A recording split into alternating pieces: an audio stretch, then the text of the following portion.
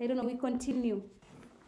We were in question 2, we were in question 3C. Yes, we were talking about the political reasons why political leaders in Kenya fail to perform their duties. Another reason is that we were talking about the handouts, that's why it came about, lack of oversight or demand for accountability. That's why they don't do their duties effectively, because there is lack of demand for accountability. People are not demanding you to be accountable. How did you use this money? If you lose money or any it's called what? People's money, no one asks you. There is also ignorance among the population on their rights. So the population is ignorant on their rights. So ignorance among the population on their rights. So the citizens, in basic terms, they're ignorant of their rights. They're ignorant, they know their rights, but they're ignorant about them. Lack of role models in the society. And there's also, lastly, tribalism and nepotism. These are reasons why political leaders in Kenya fail to perform their duties effectively. Question 4A, state 8 religious specialists in traditional African communities. So religious specialists in the traditional African community societies, because most people forgot about the traditional African society. We have diviners, elders, prophets, medicine men, or you can call them medicine women. We have the rainmakers. We have the priests in the traditional African society. We have seers. We have circumcisers, and then we have mediums. Question 4B, duties of prophets in the traditional African society. Prophets, they predict future events.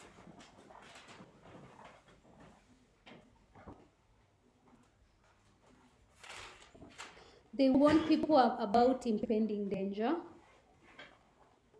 The prophets also, they are mediators between God and the people.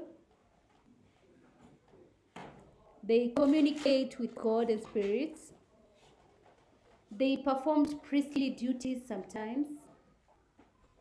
They also offered sacrifices on behalf of the people, and they communicated God's will to the people. Kindly, for you to add more points, you're supposed to revisit your KLB in Form 1, where you have the point, because the next question, I checked them in the KLB. That is question 4C. Give 6 ways through which one became a religious specialist in the traditional African societies. How could one become a specialist? Most people never, who got all the answers here correct? There are people who got at least, there's someone who got 3 or 4. That was very good. So how can you become a specialist, a religious specialist in the traditional African society? That is number 1, through training, through observation, by being possessed by a spirit.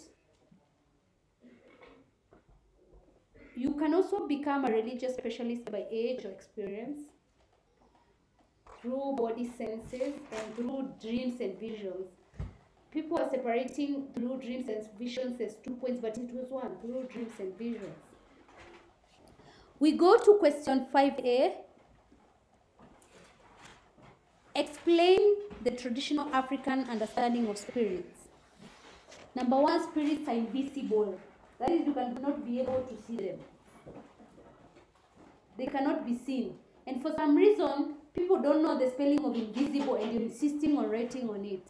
You're supposed to understand a word. If you do not know how to, and it is very disappointing if you're from 4 and you don't know how to write some words. Like, for example, invisible. You're supposed to write, if you cannot remember, you write, they cannot be what? Seen. Just that. But you're insisting on writing words that you do not, even you cannot be able to write them. They are more powerful than human beings.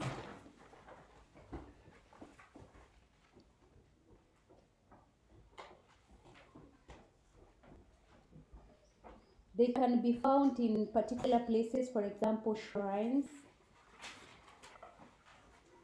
They are generally feared. They can possess people. They can assume a bodily form. They can be manipulated to cause good or evil. Question 5b. You are told, describe the traditional African understanding of hierarchy of beings. You are told, describe. And then people are drawing. Describe. There are only 2 people or 3 who explain very well. They explained very well. I was very impressed. All the other people are drawing. That's why I'm telling you, before the next lesson, you should be able to put down the meaning of the words, describe, outline, explain, so that you can be able to understand them in the examination. Because you're writing your answers in simple form without reading the question and understanding, and that is making you fail because you have the content. Others don't have the content. They depend with the content that they go to church with or you study. That is another level. You're not supposed, at this level you have to read. You have to read the Bible to pass. If you don't, you will be shocked at the end of the year. So, question 5b, describe the traditional African understanding of hierarchy of beings. So, number 1, we have God. Then we have, I'm going to outline them. But you're going to seek the explanation. Since the KLB Form 1, you're supposed to explain, before you bring your book, because I'm going to collect the books today, they'll be brought in the evening. At what time? 7. The C.R.E books will be brought at 7 p.m. today. And they'll be brought, you're supposed to describe, the way it is described in the KLB. So we have God at the top, and then we have divinities, we have spirits, we have ancestors. Ancestors are also called the living dead. Then we have the human beings. We have living things, which are plants and animals. And then we have non-living things. So you explain the way it is explained in the case. So that I ensure that you've already revised your Form 1 work. From there we go to question 5c, outline the role of ancestors in the traditional African society. Ancestors. Ancestors are also called what? The living dead. Yes. We have here the ancestors. First, they give instructions to a family in what to be done. So they say what they give instruction on what to be done. They punish the living for breaking the moral code or for breaking the rules. So to punish the living. They also bless the living. They are guardians of religious and cultural practices. They are mediators between the living and God. And they welcome the dead into the spirit world. Question 6a, outline the responsibilities of the living towards the what? The ancestors. And these I want you, so that I can ensure that you've gone to your Form 1 KLB. You'll go and write all the answers from the KLB Form 1. The responsibilities of the living towards the ancestors. So I'll tell you the responsibilities of living towards God. What is the responsibility? Number 1, your responsibility towards God is you're supposed to honor and respect God.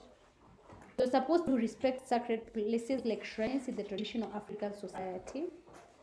You're supposed to consult God before making any major decisions in the traditional African society. Another responsibility of the living towards God is to pour libations, make sacrifices to the gods. There is also naming children after them, giving, maintaining religious or cultural practices passed down by the ancestors. Question 6b, state 8 duties of elders in the traditional African communities. What is the duties of elders? They are in charge of families, clans, and communities. So in basic terms, they're in charge. They are custodian of community property.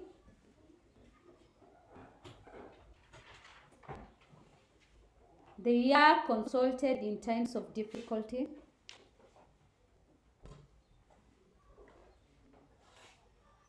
They protect family shrines.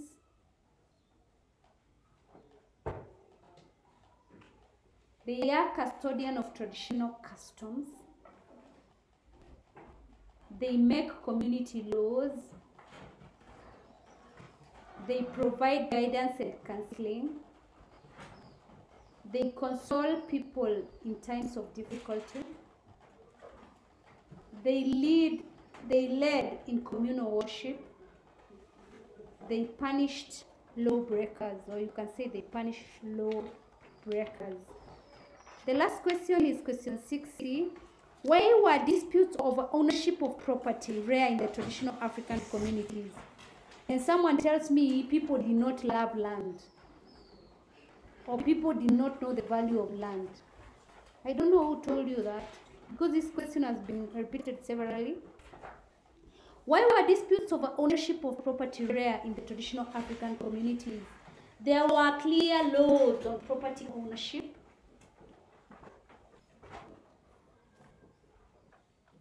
So the laws were clear on who to own what. Wishes of property owners were respected after their death.